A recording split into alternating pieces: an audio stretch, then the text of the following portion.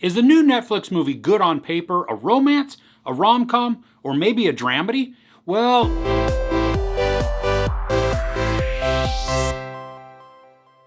after years of putting her career ahead of love, stand-up comic Andreas Singer has stumbled upon the perfect guy.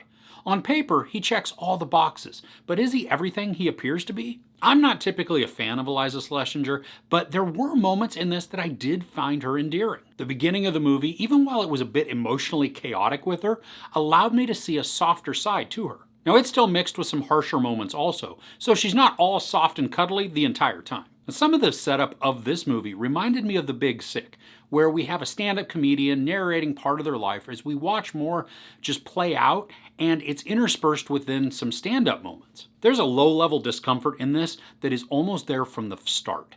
It's not necessarily awkward, but there is something about Dennis that just feels off. Ryan Hansen does a convincing job at creating this character that feels to be pretty transparent to us as the audience, but somebody who Andrea can't see through. I felt there was an ongoing tension through almost the entire movie where we watch Dennis act in sketchy ways, but he's also charismatic in a sense, so we don't want to believe what our instincts are really telling us. And this also puts us right in the seat with Andrea because she's doing the exact same thing.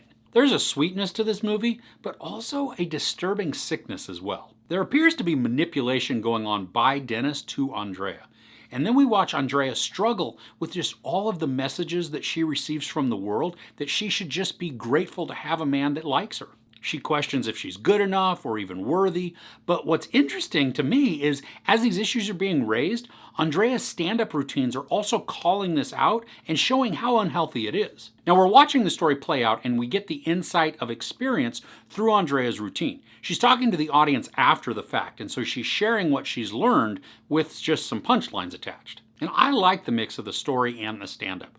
It's as if we're getting a possible insight into Schlesinger's real-life relationships. Now, the story of the movie progresses in a natural way, and even though some of the time reference may be a bit vague, we get the sense that the friendship between Andrea and Dennis has been growing for many months. The story uses some montages pretty well with voiceover, so it just helps to move through the sequences efficiently, but it still lets us see important milestones in the friendship.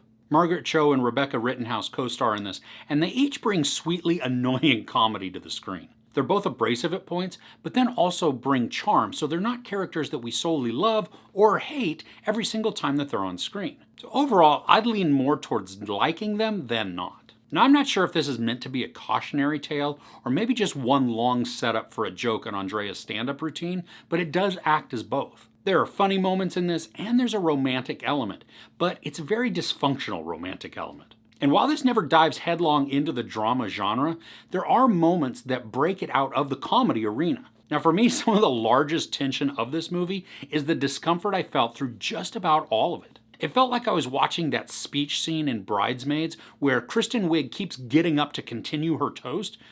It's just super uncomfortable, and that left me feeling just a squirming, a very just ugh. Now while this didn't leave me feeling that way exactly, there was a melancholic sentiment that hovered over everything. And even in the end, I wasn't really happy or laughing out loud. And this isn't to say that I didn't laugh through the melancholy, because I certainly did.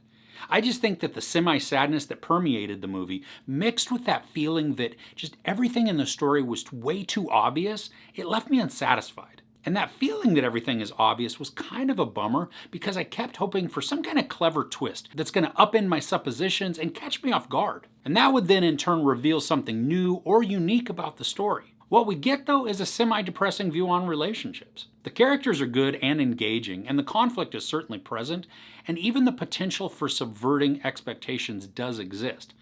All of these combined can make a fun movie, and they're all present in good on paper, but at the end of it, I just wasn't caught up in a story that was memorable. I had an uncomfortable and humorous time watching, and was surprised at the extent that I enjoyed Iliza Shlesinger, but this isn't something that I'm going to be revisiting. For me, this was just an okay way to spend 92 minutes. It wasn't spectacular, but it also wasn't terrible. There's no sex or nudity, a ton of profanity, and some violence. I give good on paper 3 out of 5 couches. Have you ever been on a really terrible date? Do you want to share what made it bad in the comments? Maybe it can be a cautionary tale or just comedic fodder for the rest of us. That's only if you want to share. If you enjoyed this review, please give it a like. Also, don't forget to share and subscribe. I'm Chris. This is Movies and Munchies. Thanks for couching with me.